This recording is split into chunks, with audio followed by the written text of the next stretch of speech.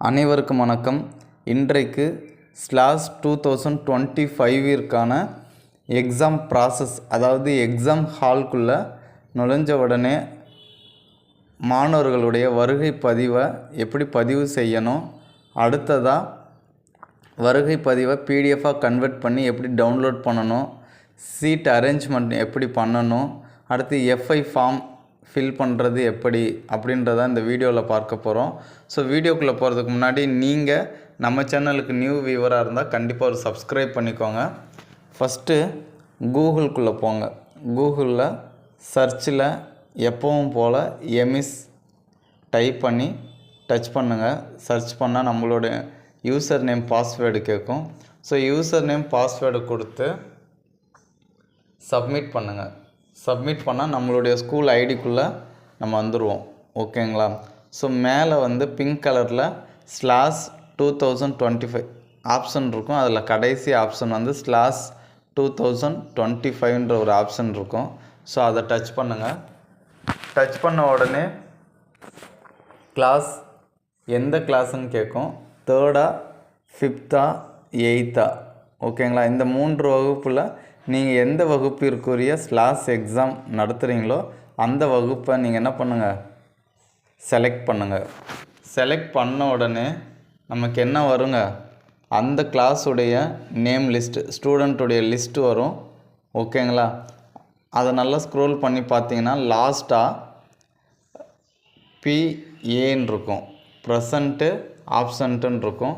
So மாணவர்கள் யார் யாரெல்லாம் வந்திருக்காங்களோ அவங்களுக்கு நீங்கள் என்ன பண்ணணும், பி அப்படின்னு கொடுத்துடணும். ப்ரெசண்ட்டு. ஆப்சண்ட்டுன்றவங்களுக்கு ஏ கொடுத்துடணும். இதுதான் ஸ்டூடெண்ட் அட்டண்டன்ஸுக்கானது. ஓகேங்களா? அடுத்தது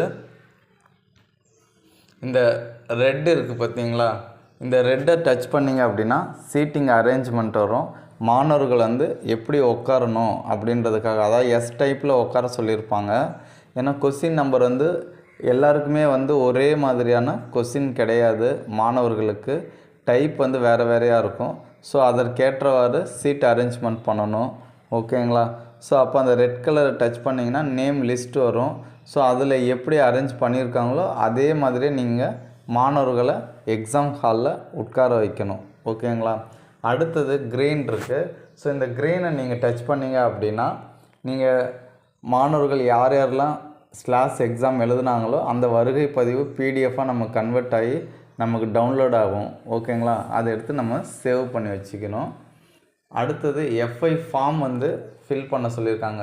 இந்த ப்ளூ கலரில் இருக்குது பாருங்கள், எஃப்ஐஸ் படிவத்தை திறக்கவும் அப்படின்னு சொல்லி. ஸோ அந்த ஃபார்ம் ஓப்பன் பண்ணி பாருங்கள். அந்த ஃபார்மில் என்ன இருக்கும் அப்படின்னா, ஃபீல்டு இன்வெஸ்டிகேட்டர் அவருடைய நேம், அடுத்தது அவங்களுடைய காண்டாக்ட் நேம், காலேஜு, இப்போ எக்ஸ்ட்ரா ஆட் பண்ணியிருக்காங்க. எத்தனை ஓஎம்ஆர் சீட்டு நம்ம கலெக்ட் பண்ணமோ அந்த ஓஎம்ஆர் சீட்டை நீங்கள் என்ன பண்ணணுங்க, அங்கே மென்ஷன் பண்ணணும். ஓகேங்களா? அடுத்தது காற்றோட்டமாக இருக்கா, அதாவது ஆசிரியர்கள் இடையூறுகள் உங்களுக்கு கொடுத்தாங்களான்னு சொல்லி ஒரு சில கொஸ்டின்ஸ் கேட்டிருப்பாங்க. எஸ்ஸு நோன்றது எஃப்ஐ ஃபில் பண்ணுவாங்க. அடுத்து லாஸ்ட்டாக கிளாஸ் டீச்சர் யார் யார், எந்தெந்த சப்ஜெக்ட்டுக்கு யார் யாருன்றதை நம்ம என்ன பண்ணணும், செலக்ட் பண்ணி கடைசியாக சப்மிட் கொடுக்கணும். இந்த ஃபார்ம் ஃபில் பண்ணுறது யாருன்னு பார்த்தீங்கன்னா எஃப்ஐ தான் பண்ணுவாங்க. ஓகேங்களா? ஓகே, தேங்க்ஸ் ஃபார் வாட்சிங். Now thank you to all.